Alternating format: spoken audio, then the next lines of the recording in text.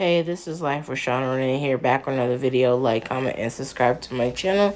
This video is part 3 from Creepy Road Trip from Hell. Let's watch the video. So we're 5 miles out from the first town in California called Yreka, not Eureka, but Yreka. And I'm freaking the fuck out because it is like 110 degrees outside. We're stuck on this mountain. My dogs are panting like crazy. I'm getting ice out of the cooler. I'm doing what I can to cool them down while the tow is coming. And the tow said they were about like 25 minutes out. And it's hot as shit outside. The AC's not working. I'm literally scared that I'm going to lose my dogs at this point. And after we get the tow, they're like, hey, do you guys want to head down south or head down north? And we're like, let's just head down south to the closest Chevy dealership. And they're like, well, the closest Chevy dealership is actually up north, up like an hour and a half. And if you want to go down south, the closest one is in like two hours. And we are so far apart from like any major town or big town, okay? We're like in the middle of nowhere. So we end up getting the tow to Yreka, okay? Because that was the closest town that we were close to. And it was a 10-mile long town.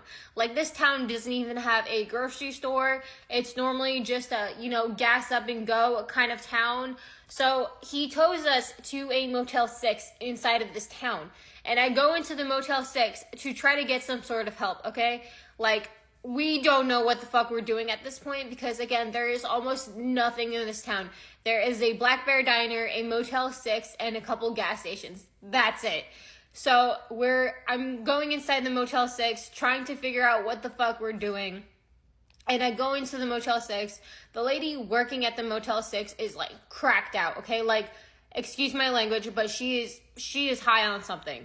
And I am like freaking out at this point because we're in the middle of fucking nowhere.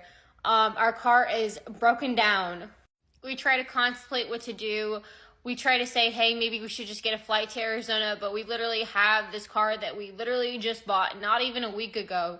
And we don't know what to do with it. We're like, should we just abandon it at this point? Like, we don't know what to do.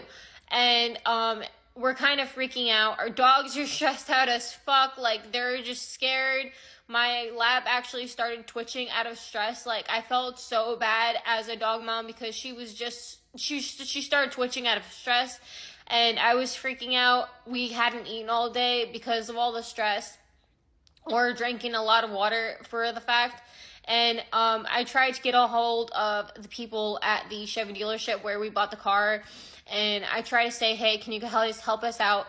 I called them maybe 5 times before they gave me to somebody that could maybe help me out. It took me 5 calls for them to route me to somebody to help me out. And I was so angry at this point of the whole situation, considering it hadn't even been a week since we bought the car. And we were already in this situation. And I tried talking to the general manager of the Chevy dealership. I was very angry, so I was swearing a lot, so he didn't want to talk to me. So I gave the phone to my boyfriend, who had a clearer mind than I did at the time, and he offered to get us a tow back to the closest major town in Oregon, which wasn't even that big. It was still a really small town, but it was better than we were at, and they had a Chevy dealership there. And at this point, it was, I want to say, almost 8 o'clock at night. And it took that long for us to get somebody on the phone to help us out. And we waited for the tow. We got there. It was already closed. No duh. It was late. So we ended up staying in another hotel, costing us more money. So when we got there, we ended up leaving the car in the Chevy dealership.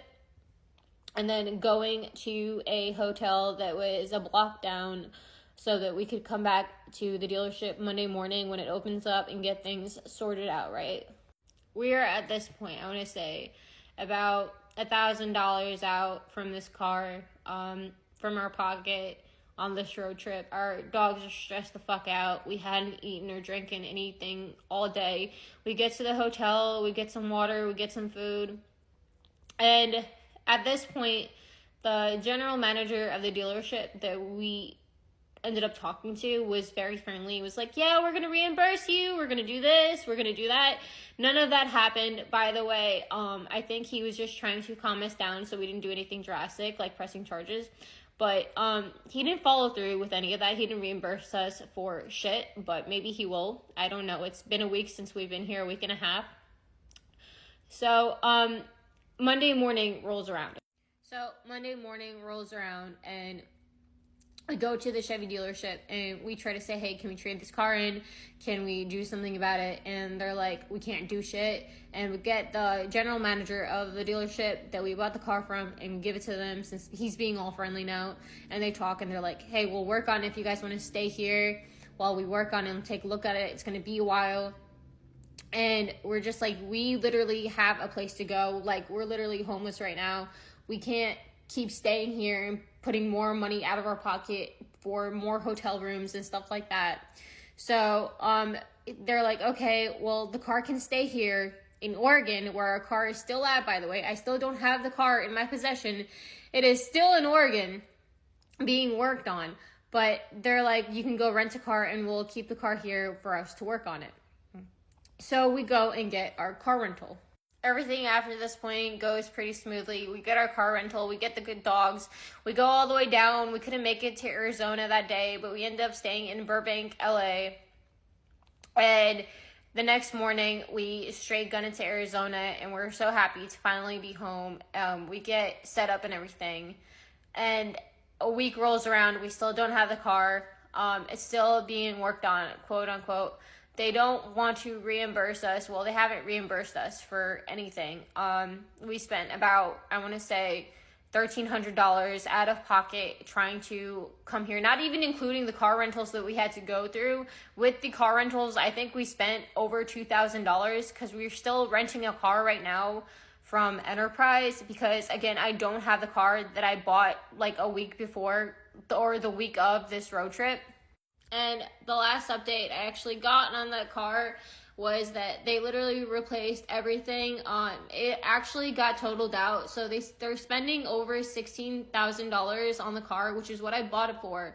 But they don't want to total it because they don't want the car and they don't want to do anything like that.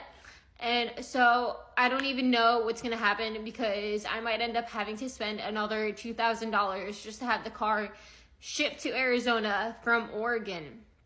And yeah, that was my story. I think the best thing you should have did was a rental car, and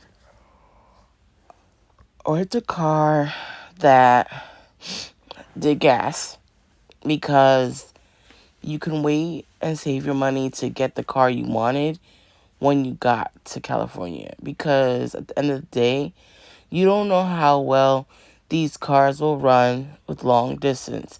Some cars run real good, some cars don't. And being that it's your brand new car, they played you at that dealership. They didn't want to give you your money back. They knew that they sent you a lemon, even though it's off the dealership. They knew that there was a recall, and they still sold you a car that was a lemon. So at the end of the day, I would sue them, and I would find a way to get your money back, because at the end of the day, that's your money that you should be using while you're in California, living your life with your boyfriend and your dogs. You know, I hope your dogs are fine. I hope everything is doing better. This is Life with Sean Renee. What do y'all think about this video? Do you think those type of cars that she chose is the best cars for a long road trip? Should she have gotten a car that, ran gas, or a rental car to drive you and the dogs down, and then drop the car off when you got a chance? Because 9 times out of 10, I feel like there'll be more gas stations and charging stations to be, but, comment below what y'all think. This is Life for Sean Renee. More videos on the way. Bye.